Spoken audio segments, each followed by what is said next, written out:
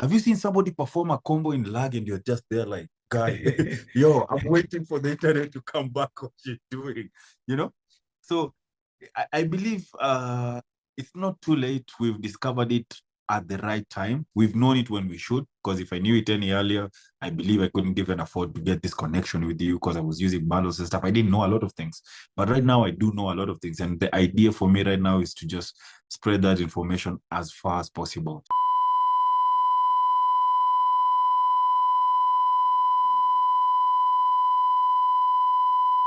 Hello, everybody. Welcome to episode 7 of Tales by Moonlight. And tonight we are going a little bit further into esports. And I'm so excited to have the Beast all the way from Kenya. I don't know if he's in Kenya right now, but we're going to hear more from him.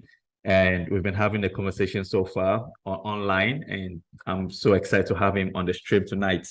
So tonight we're going to be talking about esports and what's the African scene like, what's happening, how are young Africans participating in esports, and what's on ground and different games. My last recording was with a 6-time champion of FIFA, a lady, a female gamer, and she's a 6-time champion in Ghana. And I had her on a recording session, and it was a great time. And today we're going all the way to East Africa, Kenya, and we have DBs with us tonight, and we're going to have a great time. So, DBs, tell us a little bit about yourself. Just a brief introduction as we take off. First of all, thank you for having me. I'm truly humbled and very happy to be part of this show. Thank you for having me. So, yes, they call me the Beast. You know, before I was called the Beast, guys call me Brian. I have a boarding name. My name's Brian Diang'a, but guys out here call me Beast. So I know you'll ask, how did I get the name Beast? Obviously. So, yes. As an esports athlete, I picked Mortal Kombat as my go-to game. And that's the first game that I entered the scene with competitively. So I used to love maining Jax. And I remember those days when I put you in the corner, that was it. Your life would just deplete like it was nobody's business when you're in the corner. So going to tournaments, guys just started saying, you know, our local language is Swahili. So guys are like, hey, huyo msee ni beast, meaning that guy is a beast. And I was like, yeah, but I'm still learning the ropes. I don't know how to play the game so well. But so it just became a thing. Every time I went to a tournament, they would just call me a beast. And you know what, at the end of it, after a few tournaments, I was like, you know what, yeah, fine, guys, I'm the beast. And that's how I actually got the name. And it's later is when I actually realized there's another Mr. Beast. And man, the moves he's making out there, Jesus Christ, when I grow up. Mr. Beast basically owns YouTube and most of the streaming sites. So it's great. So is that why you made yours The Beast, like THEE Beast? So to differentiate from Mr. Beast? Like, I realized it's a problem every time you're looking me up. He's always there. If I just use the word beast, he's there. And there's a lot of other beasts in the world. And I love this name because it's not a name I gave myself. You know how beautiful it is that I got the name from something I have a passion for. I didn't wake up and just say, oh, no, guys call me beast. No, it's the community that started calling me this. So to me, this is something that has so much value that I always feel like I want to protect it one way or the other. So Mr. Beast does not do a lot of things in Africa. So my idea is to be the Africa Gaming Ambassador. Once I get to that level, I think I can do what he's doing there over here easily because, well, I've grown up a lot around gaming lounges. My life revolves around gaming. I mean, if you've seen my stories, I always say this, gaming saved my life. And I can put it on paper how it did. So, yeah, it's not a bad way to start. It's just making myself be identified as that without actually bringing confusion between me and the Mr. Beast. But if you look at me, I'm the beast, man. Yeah, man. Yeah, great. Yeah. So you're all the way in Kenya. Are you currently in Kenya? Yes, Nairobi? I am in Kenya. Okay. So I was going to impress you. I was going to impress you with some of my Swahili when I was back in university. We had this lecturer, sociology lecturer, who tried to teach us. He's an African American. So he was an African American who was teaching us in Ghana. I schooled in Ghana, in Accra. Okay. So so he said one of the languages he thinks as an African American that Africans should adopt nationwide or continent-wide should be Swahili. Yeah. So he taught us a few words in Swahili, And I was going to start the session by saying ham jumbo, ham jumbo, ham Jumbo, jumbo, ham jumbo, ham jumbo, Leo Sikumatana. Okay. Okay. I guess maybe I didn't pronounce that right. Yeah. You pronounce it right. So you said Right. ham jumbo, which means hello everyone. So that's like a greeting for like a general, like you're greeting a lot of people. Ham jumbo. Oh, okay. So he said that to you because he was greeting a full class, right? Yes, that's how he greets a class. Exactly. So if he was going to greet you alone, he would say ham jumbo. Ham jumbo. Yes. It's almost, it has a different connotation, but it's almost the same. Okay. Yes, okay. Haujambo. Yeah. Hajambo. But at least I wouldn't get lost talking to you, so I understand you. Yeah, but that's something else. That is something else. And like I said, you remember you asked me topics we could talk about, and I have a lot in my mind. Why not? One of the things that makes gaming in Africa not move so much is because we have so many languages on the continent. Yeah. I mean, when I come to Ghana, you guys have the national language, you have your own language, you have your mother tongue. I mean, you go to another country is a French-speaking country. You go to another country, they don't speak English at all. So you'll find 3 out of 10 countries speak English. The rest speak what they speak. So if you're going to create any content, imagine it's so hard for you as a gamer to get the kind of numbers we see abroad because your content is only consumable around where you are. For instance, if I create my games and I start using Swahili slang on my content, only Kenyans can enjoy that. And parts of Tanzania and maybe a little of Uganda, that restricts me as a gamer to East Africa. Look at the US, look at Europe. I mean, even just the US, the whole continent, that's a continent. That's not a country, that's a continent.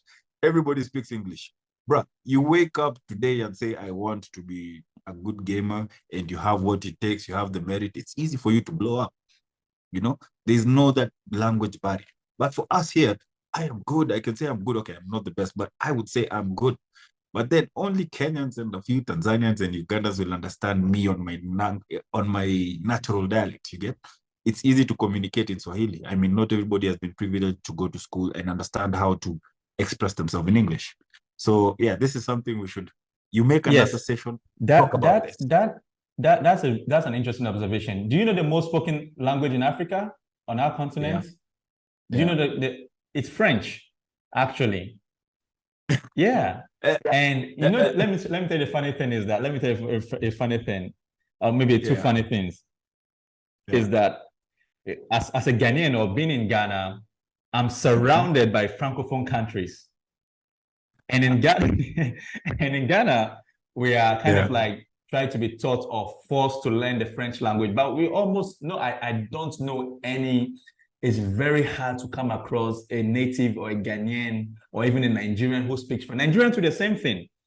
The countries surrounding Nigeria are all Francophone speaking countries.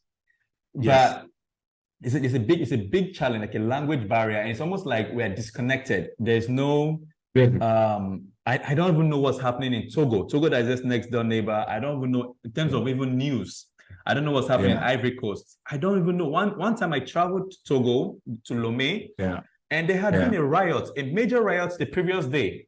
So if I had maybe moved a bit earlier, I would have caught up in a crossfire or something. So it was very scary. And you wouldn't understand what people are saying. But you look like those people. I look exactly like them. And they won't know I'm a foreigner or I'm not a national. Exactly. Yeah. You look like us. You look at, I mean, I look at the difference. Yeah, so I think like as my lecturer was saying, maybe we should really consider. I saw some news article earlier last year that more countries are adopting, even South Africa, trying to adopt Swahili. And I think that in the Eastern Shoreboard, as you said, most countries there, Tanzania, and as you said, I don't know about Ethiopia, it's a little bit out of Uganda, I don't know about Rwanda, adopting Swahili. So I think if we could come to a consensus that maybe Swahili will be something that we want to speak across the continent, I think it's something we should really look at. Yeah, no, for real. I feel like if we're actually going to make gaming and esports work in Africa, we must be able to be, first of all, able to communicate with each other properly. That's how we can even say we can fill a stadium. I mean, like football, you don't require to talk. You just see the action and it brings people together. But for gaming, it's a whole different concept. there is conversation, there's communication within the gaming itself. So you really need people to understand what is happening. And they can't understand if they're speaking different languages. I mean, I was in Ethiopia. I think the national language there is Amharic. That's like their mother tongue. It's the national language. Interesting. So the entire time I have to walk around with this guide, and I'm like, oh, so you are the only one who speaks English. And I'm like, yeah, I'm one of the few guys who speaks English. So I saw that as a barrier that is going to stop. Okay, it's not going to stop. Eventually we'll blow out, but before we blow out, I feel like this is something that should be addressed as fast as possible. Yes. And I think as young people, as young Africans, it's something that we should really look at. You can also push it. I mean, you're an influencer, you have a bit of influence, you have not a bit, you have an influence in the gaming niche. I believe that as you do your community outreach, it's something you could also push. And as you grow continent-wide, something you can also advocate for. We sometimes don't necessarily have to wait for our leaders. We are the leaders of tomorrow, but I don't know when these 80s and 90-year-old men will leave power. So we also have to we also have to work hard and they never leave power. They don't resign, they never leave power. Man, they're the worst. It's like they left the jungle, but the jungle never left them. Like literally, these people left the jungle, but the jungle never left them. They come here that, oh, we are going to save you. Oh, we are coming to liberate you, bring you your rights. They bring you your rights for 1 hour, and then for the next 100 years, it's just suffering for everyone else. Really sucks. Yeah. All right. Let's not get sucked into African politics. If not, we'll be here and we've spent all the time talking about African politics. Yeah. So gaming, Mortal Kombat, that's your pro gaming niche? You combat fighter? Yeah, but I've played a lot of fighting games, and especially my go-to game, Mortal Kombat. Yes. Okay. But then when I got the mantle of gaming mentor in Kenya. So how this happened is the ISP Safaricom, who is a telecom provider, they asked me, they wanted me to teach guys and explain to guys how to game, how to do whatnot. So I remember people were coming with a lot of questions at me. Guys were asking, hey, how do I play FIFA? How do I become professional at FIFA? Somebody came, how do I play Tekken? Where are the communities? So people were coming with different games. And then I figured, if I'm going to stay in this space, I really need to understand more of the video games that everyone plays. Then I'm able to stand before you and say, this game works like this. This is the kind of crowd you're looking at when playing this game. This is how it should be played. That's something I noticed. So after that time, since 2014, 2015, there I was playing multiple video games, but my esports picked game was Mortal Kombat. But after 2019, thereabouts, not even after 2019, before 2019, I was already playing Dragon Ball Z. I was playing Injustice. I played Injustice 2. Tekken, I've played almost every fighting game. But MK is my go-to game, and it's just to understand the games. And in 2019, I even started venturing into FIFA, Call of Duty, Apex Legends, and the other likes, because I needed to understand it. Remember, I also host gaming tournaments. So I'm a tournament administrator, and that means I have to come up with rules, organize tournaments, and all this.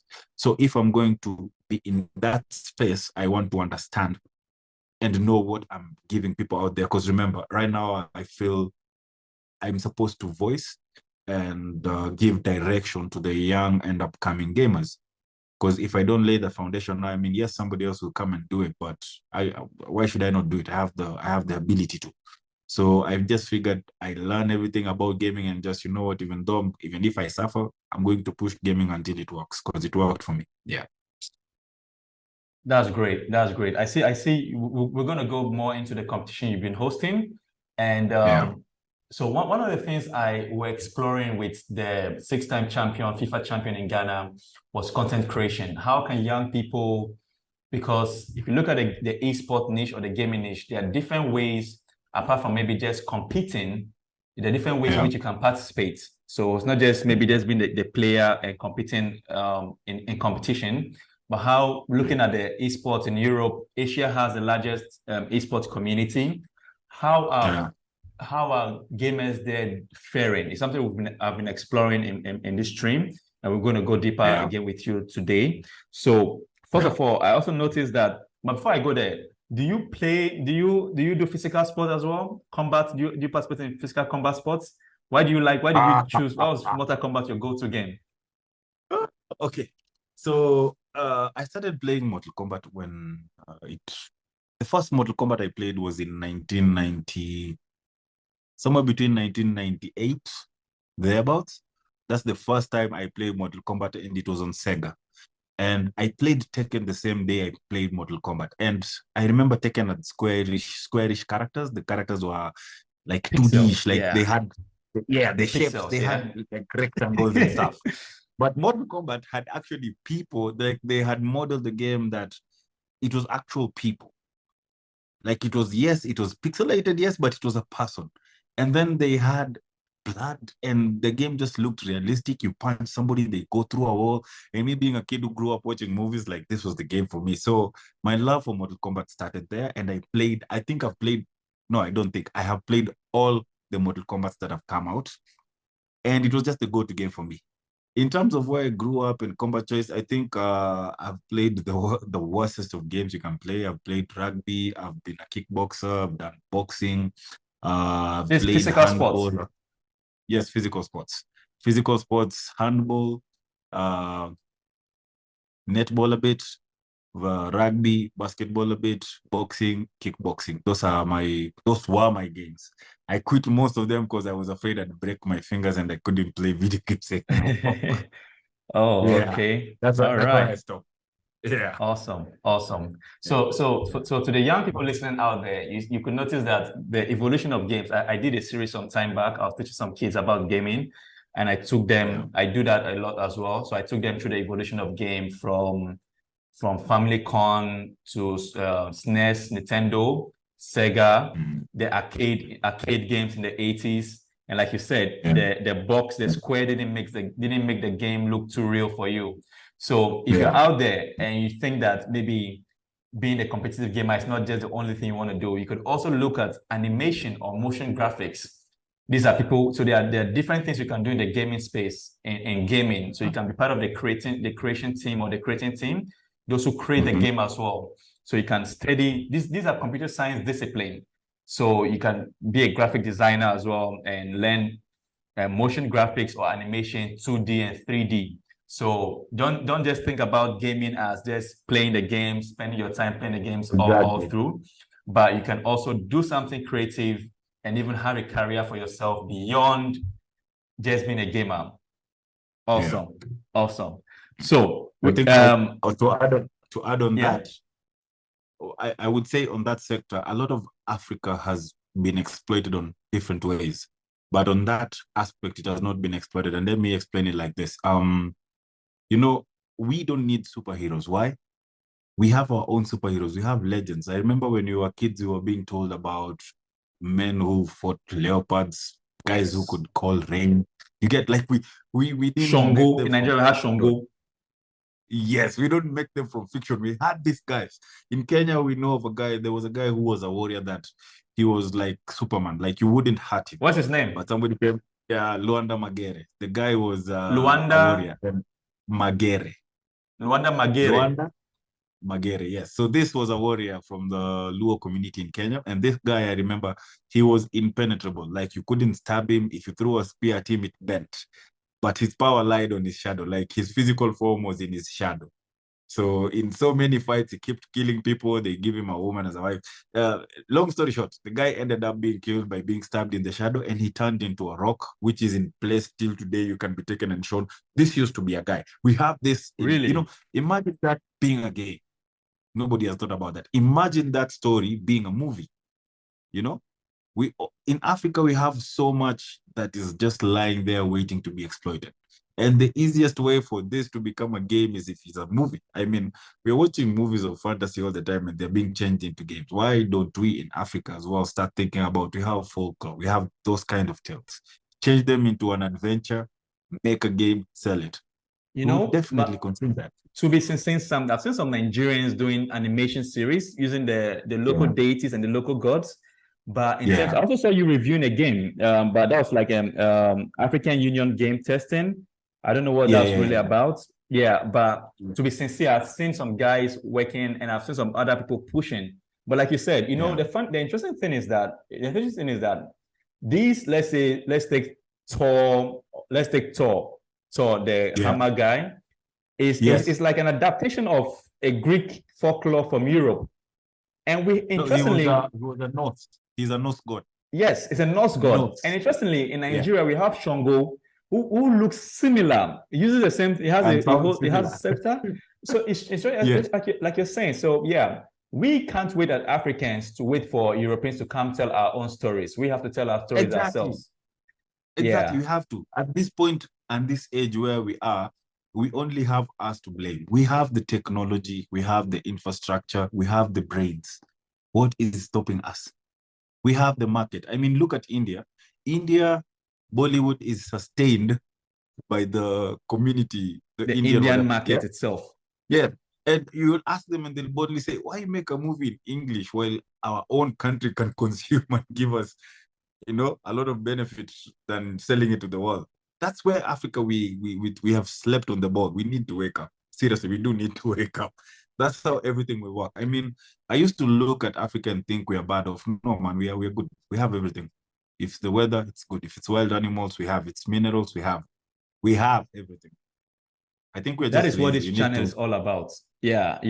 You're right. That's what this channel is all we about. I need mean, what this we particular thing you're need to talking wake up. about, I've been pushing it. I've been to schools. In one of my sessions in one of the schools in a junior high school, I asked them if they've heard about real-time gaming. Like, do they know this is a school in Accra. Accra is the capital of Ghana. So I asked them Yes. if do they know that they can play games real time against other people wherever they are. They were like, they don't know anything like that.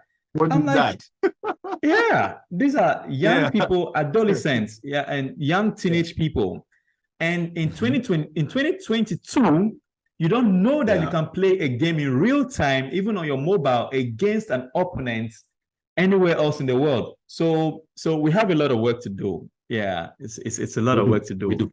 It's a lot of work We to do. do. It's a lot of work. But I believe But we'll get it. Yeah. look at it this way. Look at it this way. I myself, I am one of those kids. I discovered playing online in 2019 as well.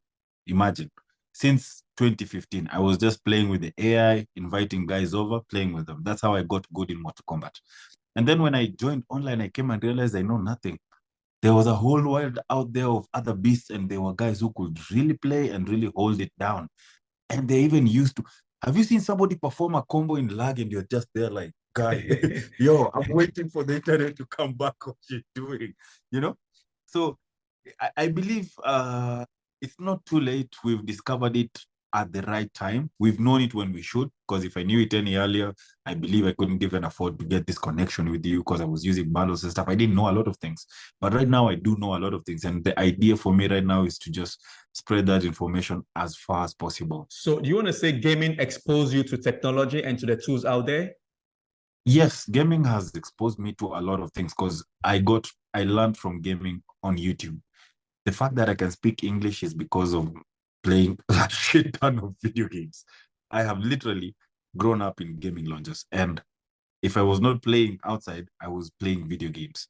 I'm those kids who I literally went to work. I started working when I was in third grade. I was working to get money to go to play video games. And we know one thing, video games is not just sitting there and burning time. No, you are you are learning, you are interacting, you are solving problems. You get? So you're not just sitting there, your mind is actively active. And this helped me a lot. I mean, I've looked at the decisions I've made or my decision making. You see, people take time to even assert what is going on. And for me, it's something of seconds. I know this can be there, this can work, this can't work. These are all things I attribute to gaming, not just information or online. No. My life itself is just changed by gaming. You get? And I can imagine the other people out there in the world who gaming has done this for and they haven't even gotten the chance to tell, you know? But for me, I can say for free, even talking English, me, I learned from video games. Oh, really? Yeah. Yeah. I mean, I spend most of my time. So if I found a very hard word, for instance, I'm playing God of War, they say something and it's a puzzle.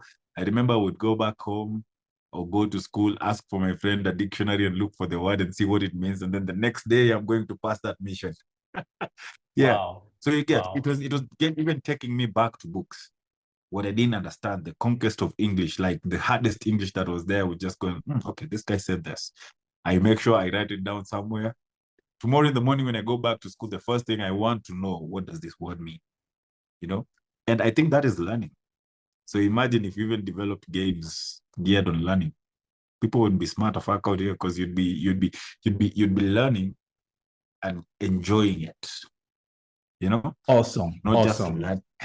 Yeah. Great. I think this is great. I mean, we mentioned this in our last session, and the six-time FIFA champion in Ghana said gaming has made them more analytic. It's not just being a competitive gamer, especially made them even more analytic, and she analyzed things properly. And like I also mentioned, the top guys at my university, when I was in university, the top guys in my class, they were engineering school, you wonder if they are even studying their books, but when the result comes, they are on top of the class, and you see them most of the time gaming, just playing video games. So you wonder what's really happening. Yeah, and they are the top engineers, like the top software developer guys in the class. So it was quite interesting. Yeah. All right, the beast. So let's move on. Talking about young people who want to follow your footsteps, they see what you're doing, they like what you're doing. I mean, one of the advice I've received in life, one of the best advice I think I've received was to be a professional.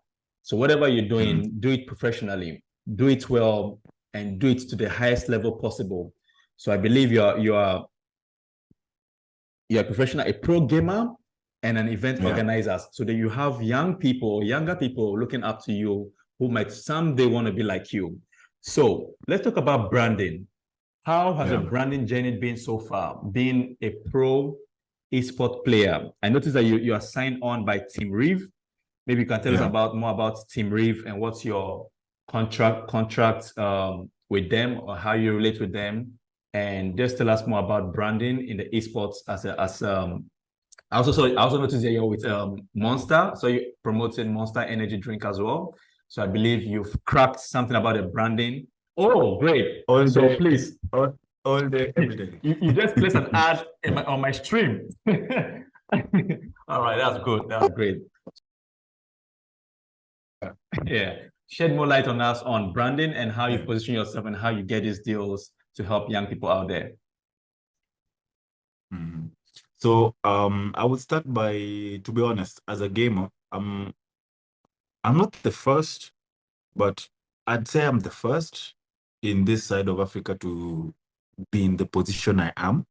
Because let me just start. I was picked from a couple of gamers, and they gave me this big task. You know, we were seated on a table, and they bought a couple of gamers. I remember before they chose me for the Blaze campaign, they brought gamers on and they had an idea. And I think I'm one of the gamers who was like, nah, that will not work. And then a few months later, they call me and they're like, so you said this won't work? Come and show us how to make it work.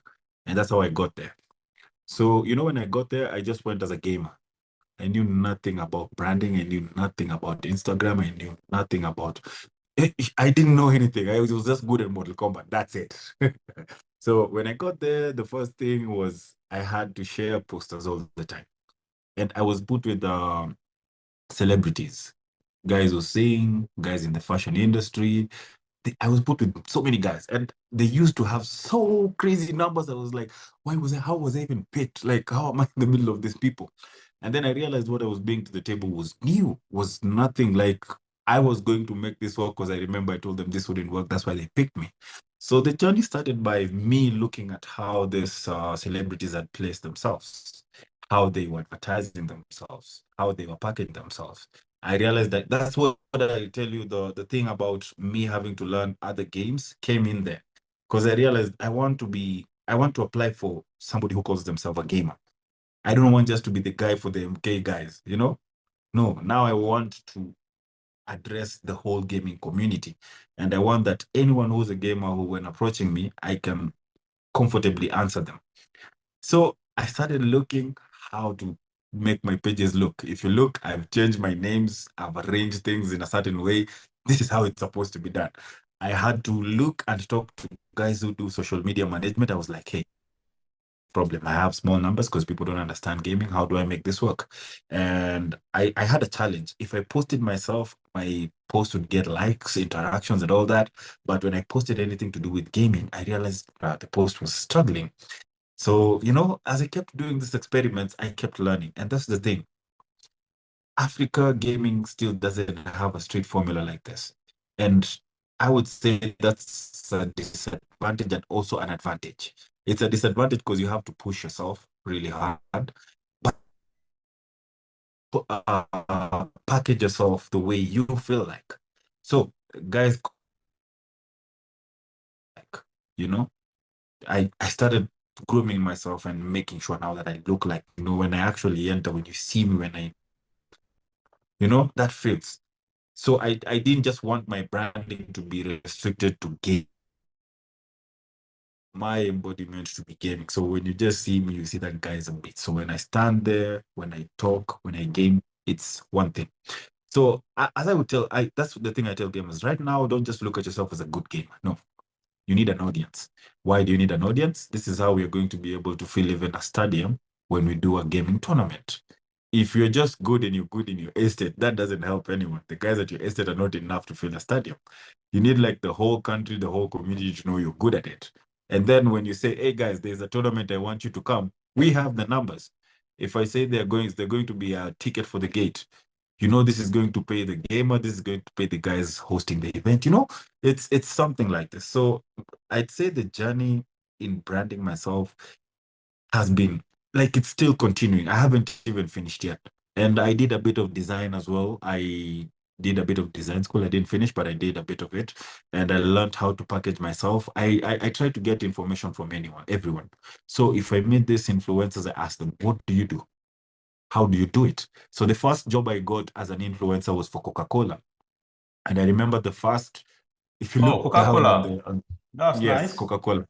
Yes, that's the first one I got. And they told me they wanted me to create a video. My friend, I have never created a video. I have never done anything to do with influencing. I've always wanted to, but I didn't. But I didn't turn down the job. I said, give it to me. I did the first one wrong and they sent it back to me and they sent somebody else's work. And I saw what they said to me. I was like, Jesus Christ, what did I put myself into? Yeah. Like it was a challenge. But at the Yeah. end of the day, I pulled it off. I realized, oh, so now I need to change the way I shoot. I need to change the way I think. I have the ideas, I'm the gamer, but I don't record. I'm not the cameraman. So it means I need to get somebody who understands how to shoot and give them my idea.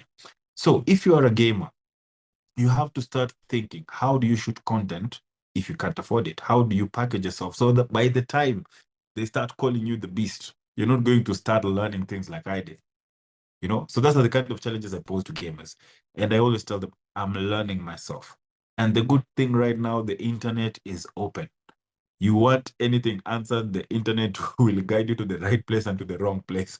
Whatever you want, it's there. But packaging really matters. Branding really matters. Because at the end of the day, the association will be with your brand. You can be good at gaming, but you can't address people. You're a liability. You can't get the message out there. Yes, you're good. But when you can't express yourself, how are you going to make sure you sell a product that a client brings to you? You know? And I tell gamers, yes, we are this word we like saying. We like we like sitting by ourselves. We are in dying. I'll give you the direct coordinates to where I'm dying. Bro, I'm in the east end under this mountain. I am down here. They are killing me. There are 10 of them. Which means we can express ourselves if we need to. So why don't we harness that power and start using it to communicate to other people who don't understand gaming and for those who want us to do work for them? So I say, my journey in brand influencers, guys who are already doing it big, I look for them. I tell them, hey, I do gaming. Please help me grow. Can I play a game with you?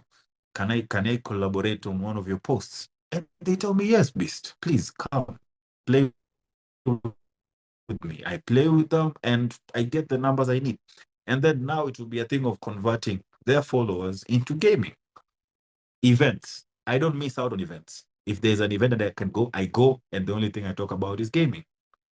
I love events, and I'll be like, hey, yo, do you play video games? What video games do you play? Do you know about these tournaments? Do you know about ABCD? So that's a way to grow yourself. You make sure you are addressing video games out there in a way that is attractive to people who don't even understand, want to understand. I'd say again, in terms of gaming and where we are, we have the opportunity to build this the way we want. We are not locked to a certain style, and we can experiment with anything. Look at your, like I said, we have the problem of the language barrier as well. So you want to create gaming content. How far do you want your gaming content to go? They asked me why I don't stream on Twitch, and I was like, it's very simple. Twitch is a very good tool for gaming, yes, but not for Africa. Why? What app can you install on your phone to install Twitch? Many Africans will be like, brah. No, we can't. There's nothing I'm uninstalling to put Twitch on the phone. And Twitch is data heavy. Twitch consumes a lot of data. So for Africans, I think YouTube is, I'm not advertising YouTube, but I'm just saying YouTube is already installed on your phone. Yeah. It's just sending a link, guys open it, they watch your game, they watch your stream. So why should I put myself through a struggle of going to Twitch? And I know very well that I won't get the numbers I want. Most of the people who watch your streams are even from the US. A client comes to you, he wants to sell things in Africa. How are you going to cut that? You know? Let's start now asking ourselves the hard questions. Yes, you want Twitch. Twitch is the gaming platform, but does it work for you as an African? No, it doesn't.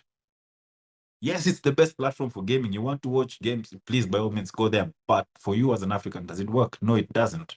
Because if a client comes to you and they tell you, we want to use your YouTube for you to sell our stuff, you don't have YouTube, you have Twitch. What can be sold on Twitch? People from America, they want following you, watching your stuff. What are you going to sell to them? You get? So these are the kind of questions I push to gamers and I ask them and I tell them, even if you look at my YouTube page, it's very young, it's very small, growing slowly, and I like the process because I come from a place of patience. I just want to make sure that by the time I get to where I get, I've earned it. I don't like this microwave. Like, I realize the generation today is microwave generation. They just want things happening.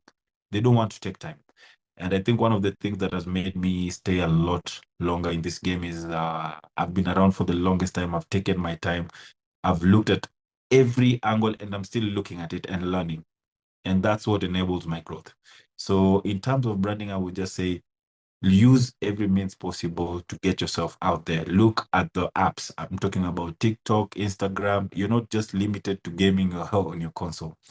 You create content. You have those funny fails. Look at the slang in your country right now. Start associating memes with things happening. That's how they do it out there. So if we can't at least reach the whole continent, we can reach the regions that speak the languages we do. So my target would be countries that speak Swahili and English, and I would push until I get those numbers I want, until you get to the point where we can have everyone consuming African gaming content. I mean, in Africa, we have an advantage in a sense that we don't have a laid out structure, so we can come up with something that can work for us as African gamers. And I think I've looked at this a lot. You want to travel to go abroad. One, it's expensive. Two, there's this thing about visas. I swear, if I become a leader, I'm just locking down Africa and I'm like, yo, I don't care if you have a visa or not, you're not coming here. Prove you'll go back. Like you find people struggle. I can't attend an international tournament. Why? I'm poor. I can't afford the flight too. If I can afford the flight, the embassy thinks I'm not going to come back home because, so I can't even grow my skill as a gamer in Africa. And this is me. So you can imagine the vast number of experienced players out there. How do they get to showcase their talents to the world? You asked me about Team Reeve. The guy from Team Reeve is somebody now I call my brother. This is somebody who saw my story on CNN about how gaming saved my life. And he looked for me for a whole year. And then he saw me again on an article in a Japanese magazine. And on that Japanese magazine, they had my contacts. And the guy was like, hey, I would like to come and see you. I would just like to come and visit you. I'm like, are you sure? I live in one of the world's biggest slum right now. Are you sure you want to come here? And the guy was like, bro, I want to come and see you. Just tell me when and where, and I will come. This guy just paid for a flight and came straight from Japan to see me. And when he came, he just didn't come empty-handed. He told me, hey, I have a team called Team Reeve Esports, and I would like you to be the vice president of Team Reeve. And I was like, yo, when you said you're coming, I thought it's a joke and all this. Are you serious? So that visibility, I'd say I am lucky. I am lucky to have that. I am lucky the world has seen me. But imagine the tons of African gamers that are out there doing big things that have no visibility. Now we have to start looking at it this way. Why don't we do African tournaments? I mean, traveling around Africa might be easier than going abroad. Why don't we start doing inter-region, like let's say West Africa versus East Africa, North Africa versus South Africa? Why don't we start with that and now we start building from there? You know, right now, most of us just want to go out there like, hey, I hear there's ESL, I want to go and participate, but you forget your skills are region locked to where you come from. I might be good in MK, but that's East African MK. If I go to West Africa and I'm going to face a new problem. And remember, internet connectivity is shit. So me and somebody from West Africa can never play to our maximum potential. The only time we can play to our maximum potential is if we are playing offline. So you come and ask yourself, so how do we close this gap? You know, those are the kind of questions that keep me up at night. Why don't we now focus on Africa? We don't have gaming servers. You go to the server won't let you win. You're already playing at a disadvantage. So even if you win, yes, you're winning, but you're playing at a disadvantage. So I ask us, imagine we're playing on a level surface. We have all the potential. But I think what kind of tips Africa off is we don't have the synergy. We're not connected. Everybody just wants to do something, to be seen, to be doing something. But I'm of the voice of why don't we do something that is going to be impactful for the whole of the African nation? Why don't we just start with tournaments from here, breed that culture of esports and tournaments? I mean, yes, we have teams. Do they understand the essence of being in a team? Do they understand how gaming works? Imagine, look at FaZe Clan. These guys have coaches. These guys have therapists. These guys have fitness instruction. Why do you need fitness instruction and you're playing video games? Your mind needs to be mentally stable and your body has to take on the stress.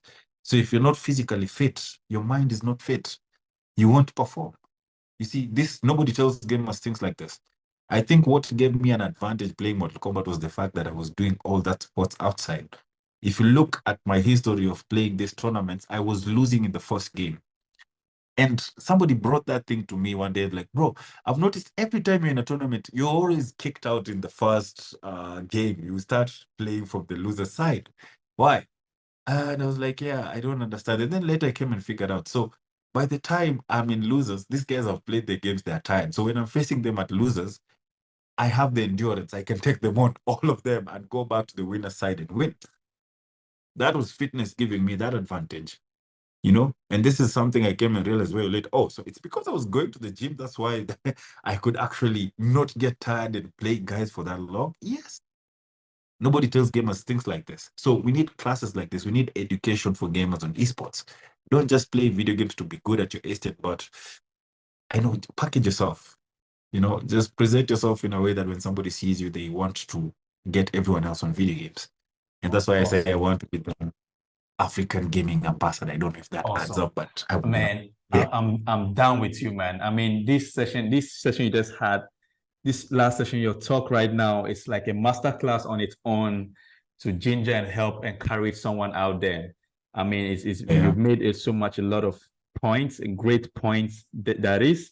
And one of the things you said, I think this young Africans who are trying to get into gaming, if you're listening to this later on, or young gamers or young Africans doing content or whatever you're doing, always do the things for your audience.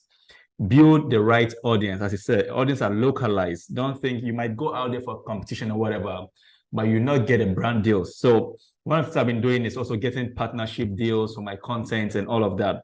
So like you said, your deals with Coca-Cola, Monster, if you are streaming, if you look at YouTube analytics, for mine in particular, more recently I've been doing more content. My local audience are Ghanaians. The first reach is Ghanaians before Nigerians, then it goes out like that before the United States people. And I think I got some few audience from India and Indonesia, and I'm like, who are they? Why are these guys looking at my content? Who are they on my analytics? So yeah, so if you're out there and looking for a way to make money as a content creator, know that advertisers, this is very important. People who are running adverts, they want to reach a local audience. And this is one of the major challenges in the esports sector, and why more of the money is in the West or in Asia. Because I mean, advertisers want to show their content to local people so that they can buy their products and they also make money. That's how advertising works. But if your main audience are not local people, that means a local brand will not be able to use you as an influencer or an amplifier to push their product. So please, if you're a young person out there starting as a content creator, please build local audience. That's how you can sell, and that's how local businesses can reach out to you and make you their brand ambassador, just like Mr. Beast. Or the Beast, sorry. So Mr. Beast, yeah, you're going to say something. Yeah. Yeah, I had something to add on to that. Why do I insist on that? Because there's an what do we call it? We don't have regular tournaments. The tournaments are inconsistent, and you can't survive on tournaments. Why? You have to be first place every time, or second or third place Win the prize to pool. go home with money. Yes. Okay. So every time you go to a tournament and you don't make money, what are you doing? How If you will you don't make survive? money, they say you don't make sense, you know? So you have to make sure that you package yourself in a way that you have funds. Yeah. How do funds work? If you have a tournament, you can tell an organizer, yo, I have 100 people who are coming to support me. If you're going to sell anything at the site, if you're going to eat, if you're going to do anything, these guys are going to buy your stuff. You know, the fact that you're bringing just not yourself, but you're bringing people as well, that is value. You as a gamer are putting value in yourself. So how do you get the fans? The fans, you get them by showing them your content, sharing them. It's a community. They can be people who don't play video games, but they like seeing how you do it. And that's what I tell gamers. Don't just look at being good. Look at being good and what you can bring to the table as a gamer. That's what is going to help Africa get from step A to step B. How is Asia able to fill a whole stadium? You find somebody has a very good following. Crazy. That when he says, tomorrow we have a tournament, we would like you to come and watch, somebody will get easily 100K people coming to watch them. Do you think if any African coughs and like, I want to bring my people, somebody will bring 10 people. What are you going to sell to 10 people? So the idea is just to be able to reach a lot of people and have a lot of people following you. And that's what's going to help you as a brand, as a gamer grow. This thing of being good doesn't work, doesn't help. Like you can be good, yes, but it's almost like, yes, you're good, but what else can What you value are do? you You know, bringing? that's the There's no thing. value. Yes, how many people are you bringing in? Like, what's the numbers? I mean, if you approach a corporate, they will just ask you, what are the numbers? What are we looking at? What are we working on? Yeah. That single question just removes you from a deal. Yeah. So African gamers, again, my call to you is just build yourself wholesomely. Don't build yourself, just be good at the game now. Be able to communicate. Why? You need to teach others how to game. You need to teach others because we are not as many as we think we are. We need to bring more people on board to make them understand how gaming works. Number two, branding. Make sure branding is yourself, how you look, your appearance, how you talk, how you bring yourself. It's not just going and making graphics look. No. Branding starts from you, the way you talk, the way you address people, the way you game, and all that. That is branding. That's why I say the beast, I look the part. Number three, yeah, it's going to be hard, but be patient. I've been in the scene for more than initially, I started playing video games since I was in nursery. Professionally, I started since 2013, 2014, thereabouts. If I ever made anything substantial, it was towards 2018, 2019, 2020. So you can look at the time it took for me to make anything that makes sense. It takes a lot of patience. And trust me, if you trust the process trusts you later on. Trust the process. Great. Yeah. At this point, I just want to do a free shout out to MTN Ghana. They have been very great and supportive to the esports. I don't know if there's MTN in Kenya. I know there's Safaricom. I don't know about is there MTN in Kenya as well? No. MTN is in telecom Ghana and provider. Tanzania, but not Kenya. Tanzania. Yeah. Okay. Safaricom So once again, shout out to MTN Ghana for being supportive. If you look at almost on all the esports competition in Ghana, MTN Ghana are always there to support. They're a telecom service provider company, and they've been very supportive in the space. So yeah, so we need more brands, but as you are competition organizers, esport players, pro players, understand that the advertisers or the businesses, they need local audience to sell their products to, because that's how they make money in turn that they'll give to you to support whatever you're doing. So please know the business aspect of what you're getting into. And as I said, present yourself very well, be professional in everything that you do. Great, awesome. So we're gonna, it's getting very interesting conversation we're having here. And I'd like us to move, but before we move on, I just want you guys to know that B-Beast was featured on CNN. So it's not we have a very important person here, influencer in African space. Yeah. Local man. So he was They're featured all in important. Yeah. it was featured in a CNN article that from way back in 2020. And the article is titled Esports is on the rise in Africa. And these two Kenyans are leading the charge. So that is the Beast and I think Queen, I've forgotten the name, the lady gamer. I didn't get you. The Queen Arrow. Queen Arrow, yeah. So Yes. D-Beast and Queen Arrow were featured on that particular episode, doing great things in Kenya, in the Eastern African shoreboard. And as I'm here in the Western side, trying to connect and build, we're trying to build something very big to help the next generation of esports players on the continent. So that's why we are having D-Beast on the show today. And his story has been a very interesting one. He mentioned already how he moved from the slum. I would say I'm privileged. I'm not that privileged, but I didn't grow up. I grew up in a privileged society, if I should put it that way. My dad wasn't rich, or my parents weren't rich, but they were working for rich people. So by virtue of that, we lived in a rich people's environment. Yeah. Yes. What do you call them? What do you call them? You were rich by association. Yeah, by association. So we're rich by association. So I grew up in one of the most affluent societies you could think of, that had embassies and ambassadors and the top of societies. So I can't relate. I can't say, oh, I relate to you. Like I know what is in the slum. And so maybe you want to tell us a bit of Kibera. Is that how it's pronounced? Kibera? Yes. Kibera. Yes. There's an interesting Kibera, quote you gave. Kibera. Yeah, you said there's an interesting quote you gave in the article. You said that the good thing about Kibera is that you are low and you can't go any lower than where it is. Then you went on to say that the only place left for you to go is to go higher. So I just kept pushing myself and telling myself I don't have limits. That's a very great inspirational quote. And I don't know. What more do you have to say on that? Like how you pushed yourself. Maybe there's a kid out there who has a little bit of data and is watching this, and is also caught up in a slum somewhere. Then we have Sodom and Gomorrah in the capital, and that in Nigeria we have. Sodom and what? Is what? Sodom and what? Sodom and Gomorrah.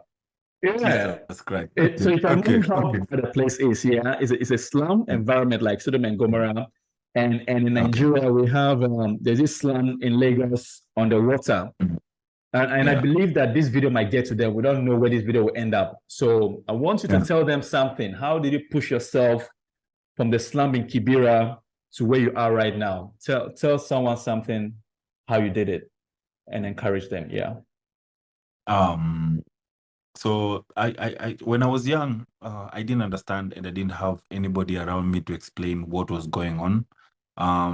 My dad, I was not born in Kibera, like in a poor society in Kibera. No, I was born in the affluent side of it. But along the way, my dad got broke and overnight things changed. Like overnight, just by the snap, like Thanos did and people disappeared. That's how everything we had disappeared.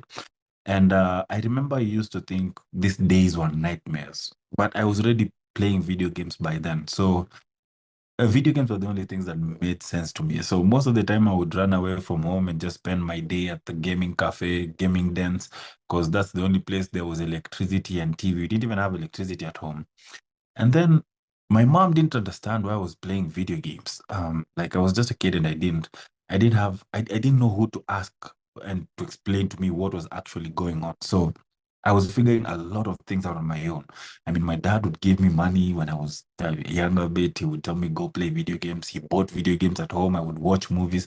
Then all of a sudden, we don't even have a TV at home. We don't have electricity. So that trauma was just, and it didn't make sense. Not even unbearable, but it didn't make sense. So I remember my mom hated the fact that I played video games and she was against me by all means. And growing up in Kibra, I'm talking about a place where drugs, violence, you name it, this is the place.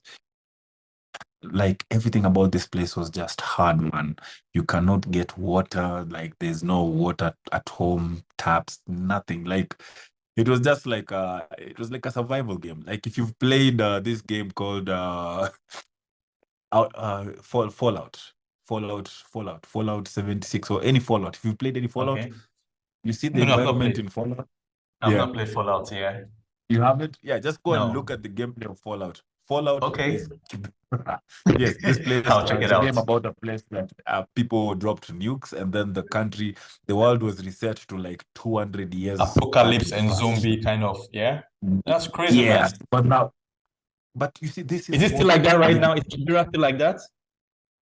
it still is. I mean, yes, we have roads. Yes, we have everything there right now. We have almost electricity everywhere. But I've realized in Africa, getting rid of a slum is a problem. Why? A lot of people benefit from it. A lot of drugs pumped here. Police want taxes down here.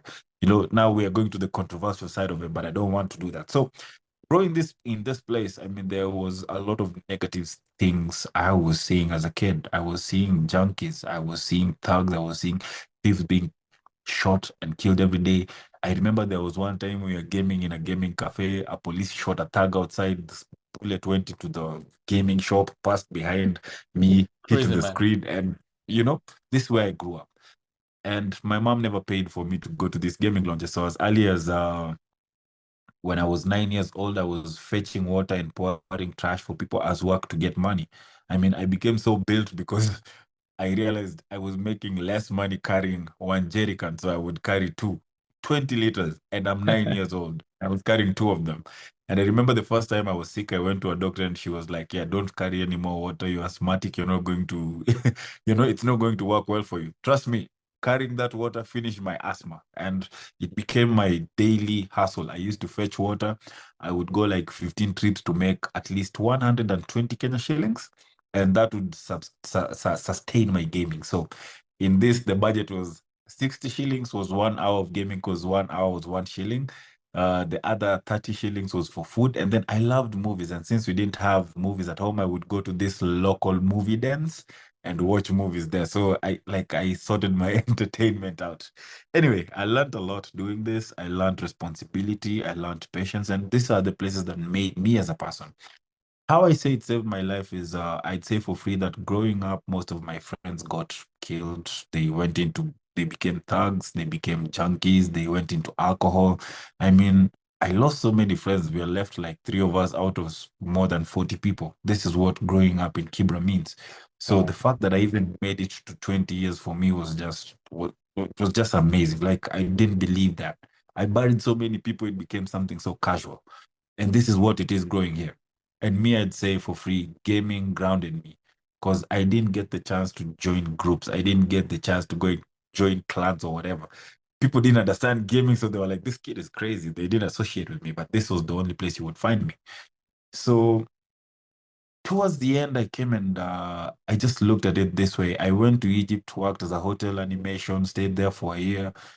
I felt like I was not in the place where I need to be, and I felt like I was slaving. The way I was working 17 hours a day, 2 weeks, one day off, almost killed me. And I was not even sleeping enough. I think in that year I was sleeping 3 hours every day, and I worked for almost the whole year.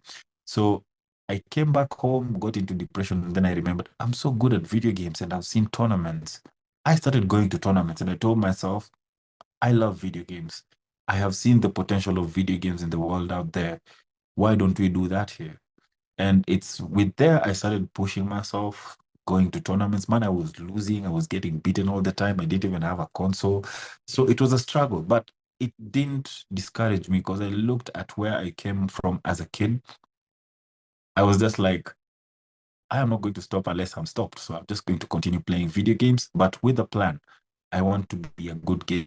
I don't want to be the best. I want to be a good gamer and in turn create this atmosphere where gaming can be seen for the advantages it can bring to the society, especially the African one. So I always tell kids I came from mud, but I've sat before a prince who sent for me and told me, hey, bro, we want you to come and tell the world how gaming saved your life. I've been away from you because I'd assumed you're a devil worshiper trying to get me into some shit. So, I mean, I just tell guys, like somebody asked me, where do you see yourself in 5 years? I'm like, man, it's pretty hard. What I try to do is to make sure I do the best of now. I push myself now. What I do now will determine where I will be in 5 years.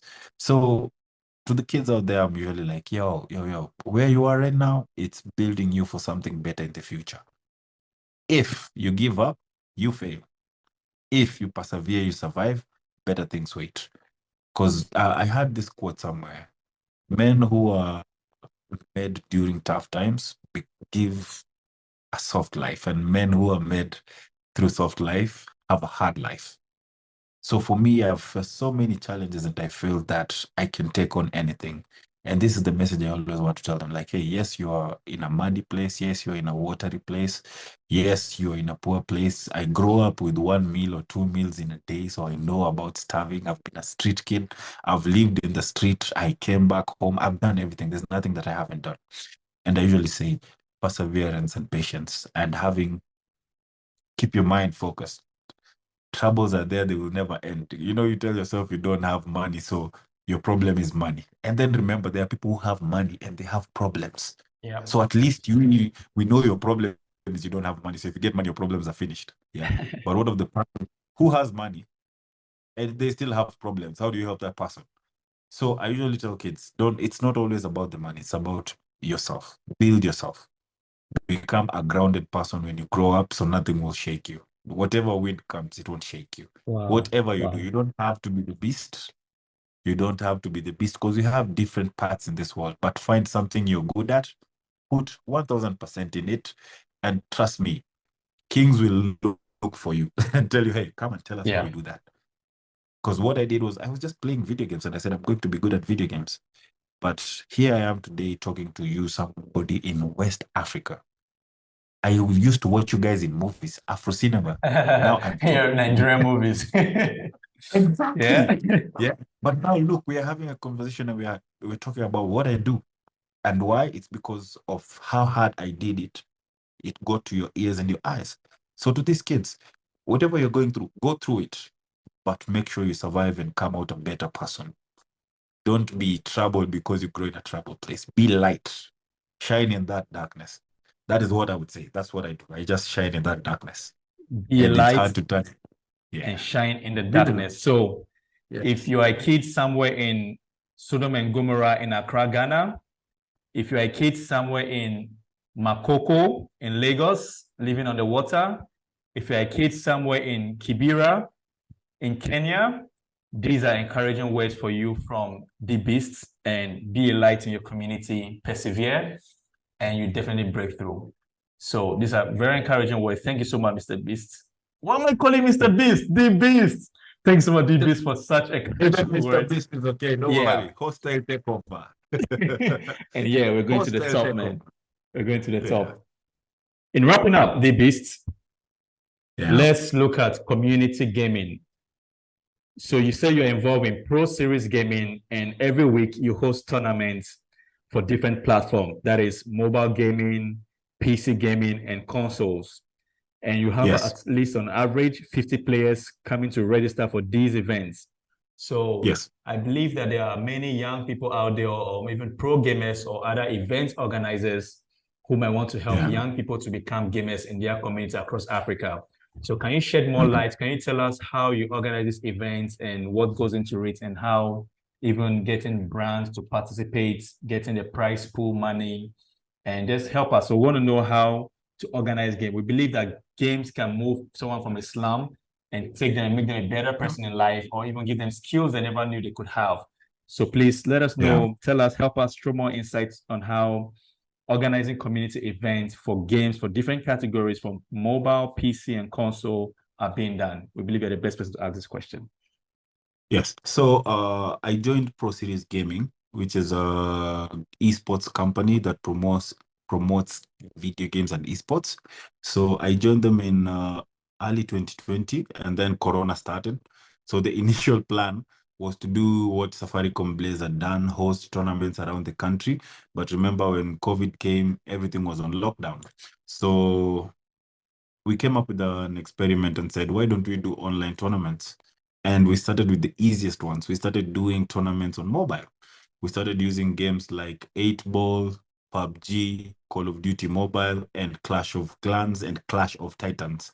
So these games actually helped us. Like, we just had them regularly, and we didn't even have a prize pool. The idea was just to get the community to stay active. Corona had everybody locked down. So this was a proper way to engage everyone. But then again, this was when I had also started my journey into what we are doing now. So I was also discovering myself a lot. So fast forward, we go. We started doing tournaments again, open, and I think the latest we did had been called FIFA Fan Fest. And so what we did is we went around the country. So I work at Pro Series Gaming. I work with the team, and my job is they call it the tournament administrator. Yes, I started as a junior esports league operator and then got promoted to tournament esports operator. So my scope of work is to organize tournament, come up with the rules, have a marketing team, and we have let's just say ahead. So they are the ones who approach corporates and tell them to join in and sponsor us. And so far we've worked with LG, we have worked with Red Bull, we have worked with Monster, we have worked with Asus, we have worked with Dell, and usually they provide the prize pool and pay for almost everything. I think the conversation right there is about the numbers we bring, and that's how they determine how to sponsor the tournaments. So that being said, is I think, or I would say from a layman's point of view, is we sell eyes. For instance, we say we are going to have the tournament and it's going to be streamed. So if you log into the Pro Series Gaming YouTube, you'll see the tournaments, all of them. And the sponsors get layouts. If it's an offline event, we do the setups. Branding is everywhere. So there's brand visibility. People know who is sponsoring what. And also the thing that has also helped us a lot as Pro Series Gaming is we work close with a radio station called Radio Plus at PSG to grow. But personally, on the side, I also do tournaments, but mostly I figured I want to teach guys to understand gaming a lot. So in Kibera, I partnered with Team Riv and we were teaching kids coding. We did that through 2021, from March until almost August. And then there was an earthquake in Japan and one of our teachers died. And we had to scrap or put the idea on the side a bit. But yeah, for me, I felt like I want to not just sell video games, I want to equip skills to these young kids. I want them to just more than gaming. I want them to have a skill on the side. And coding for me was the way, because look at now metaverse, look at NFTs, look at things like this. They go around coding.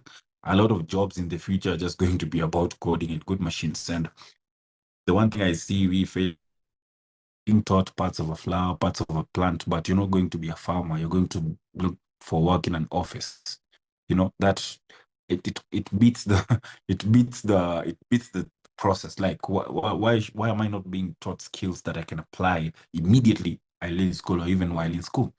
Yeah, so I figured if I could teach these kids coding, they're kids. Imagine by the time they're our age, they'll be doing big things. They'll be the one in charge of even shaping how Africa will look. So we started that. And then I came and saw a gap. People don't understand esports. So instead of just being the beast and beating people around, being good at the game, why not teach guys how to be beasts? Why not teach guys how to be good? So I took the mentorship part serious and I started training these kids as well. So I go around different gaming launches. I challenge young adults. I challenge young kids. And I usually just put it very simple. I'm like, yeah, I don't have so much money, but I'll buy you lunch if you win a single round from me. So the more they play me, they're playing somebody who is experienced. So if they thought they knew anything, they don't. So if anyone actually beats me, they are good enough to beat me. And I know, like, yeah, now I have added one gamer for Mortal Kombat community. I've added one gamer for community. And that's how I do it. Because I figured at some point we really need to grow this and grow this fast, and this is one of the ways, because people just want to sit at the top. And to be honest, I don't want the thing of I am good. No, I don't want to be good. I want to make this place good for everyone. And that being said, is I want to get more gamers. I want us to get more beasts, and this brings about more opportunities. So I took the opportunity of training people as well and just championing for esports and video games. And now lastly, what I'm also doing is I want to do small like a gaming bite, like what IGN does. I want to update guys about African news and what is happening in the gaming sector, if it's tournaments, if it's what. Just like I said, we create that reach. You see what you're doing here, you're going to push me to somebody else. But I want to just make sure There is always information, and it becomes something people hear more frequent. This says gaming does this, and show it so that people really get to understand. We don't just want the gaming community to be the one understanding what is happening in gaming. We need those old people who have that money to understand what gaming is, so that in turn they will chip in and sponsor our events. They will chip in and understand and pay for these things. The target is not just gamers. No, we want to target those who are holding the money. And once we hack on how to do that, gaming in Africa is set to go. So yes, Wow. I've taken those challenges upon myself, and this is a challenge I'm also pushing to other gamers. Like I said, be that light. Bring the light of gaming to everyone to understand, so that when they chip in, when they take part in this, they understand what this does for us. Wow. Yes. Thank you, D-Beast, for showing us the blueprints and what you've been doing in the gaming sector in Yeah. Kenya and promoting Yeah. gaming in young people. We appreciate so much for giving us your blueprints and telling us how you do it so that it can be replicable. As you said, we need to Yeah. move fast. Like the next generation of young Africans, the teenagers, need to have these Yeah. tools at their fingertips so they can move faster than us and able to build. We have to tell our own stories by ourselves. So this is very insightful. Yeah. Thank you so much for coming up on our show tonight. We really appreciate it, all Thank the way from you. Kenya, and I'm all the way Thank here you in for West Africa, Ghana, and we appreciate the time. Yeah. So we're going to take a few questions from our live audience. No, I didn't know what I wanted. If I knew what I wanted, I'd be there. I think I've been a different place. And I'm those people I don't like lying to people. So I can tell you for free is one thing I know is I loved Mortal Kombat. I was passionate about Mortal Kombat. I was willing to take a lot of ass whoopings because of Mortal Kombat.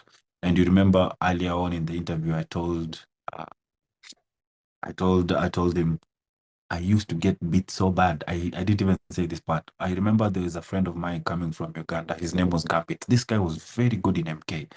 And back then I couldn't even afford data to play online. So this guy was like, hey, so you live in Kibera? Okay, I am going to be coming every weekend. We play, I go back on Sunday. This guy would book a bus after work on Friday evening. On Saturday, he was here, whoop my ass the whole night, take a bus in the morning, go back to Uganda. He did this for almost a year. And my little brother would ask me, you're so good, but this guy comes and beats you at your place, like, you know? And I was like, yeah, I love the game. I want to learn the game. But he had internet access, and he could play some of the best gamers in Africa. So through him, I learned Mortal Kombat, and I became good. I became so good that he couldn't beat me. You get? So yes, I had the passion. I loved Mortal Kombat, but I had to be patient enough to learn how to become a professional gamer. So what I would say right now is, number one, the passion has to be there. You have to find something you like. I mean, it can't be two things. You can't hit the game and then get beaten at it and continue playing. That's going to be tough for you. You should have something like, I love this game, and then that will be your drive. I love this game, so I have to understand how it works. I have to win. But it starts with the passion. So the passion has to be there. And then, I mean, in these times we live in, there's a lot of games. Just open the games, try each and every one of them, and find something you like. Or better yet, you want to make money off it. Look at the tournaments happening around where you are. Look how you can fit yourself in. Because if you say FIFA, I would say I have a personal opinion against FIFA. FIFA is almost easy to play and hard to play. Something I say commonly is FIFA doesn't have a skill gap, because I've done a lot of FIFA tournaments and I see the outcomes. It's very unpredictable. But unlike something like Mortal Kombat, you have to actually sit down and understand the game. FIFA, as long as you watch football, you can try and play the game and come out with something. So, first of all, you need to understand your strengths. Like playing some video games are mentally straining and others are physically straining. Look through everything and make sure you just look at the games and look at this. Okay, I can play this, I enjoy it, good, I give it a try. I don't like this, I don't understand how it works, I will ask, can I find somebody to teach me? No, cancel it. Just have a way to filter out, and you'll find somewhere that you'll sit comfortably. But I hope you don't intend to just live off gaming. Like I said, that's one thing that is going to get you to fail. I had to get good in other things as well to be able to sustain my gaming. I had to do a lot of other things. I do photography, I do design, because I understand where we are in terms of gaming in Africa. So if you understand where Uganda is or wherever you are is in gaming, then it will give you an easier time of how to easily join or dive in. So first of all, I just say passion. Find something you like.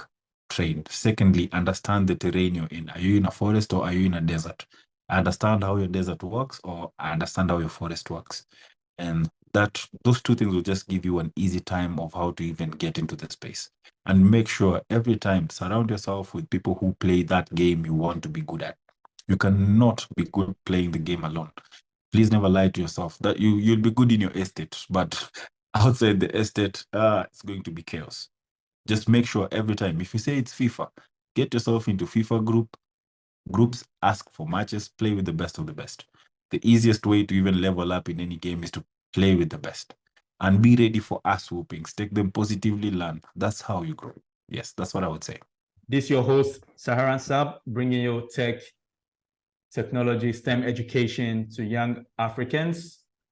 And tonight we had D-Beast all the way from Kenya, East Africa. And I'm sitting right here in West Africa, in Ghana. We're talking about esports tonight, and we hope that you've learned a lot and you're going to help move your community wherever you find yourself. We need to reach to all young people and teach them the best tools and the best ways they can advance themselves and have a skill for themselves. So thank you so much, D-Beast. I don't know if you have any final words before we say goodbye. Final words. Let's do this more often. Let's make gaming great in Africa. And don't forget to be that light, yeah? Peace out. Awesome. Thank you, and God bless you. Bye-bye. Thank you. Thank you, brother.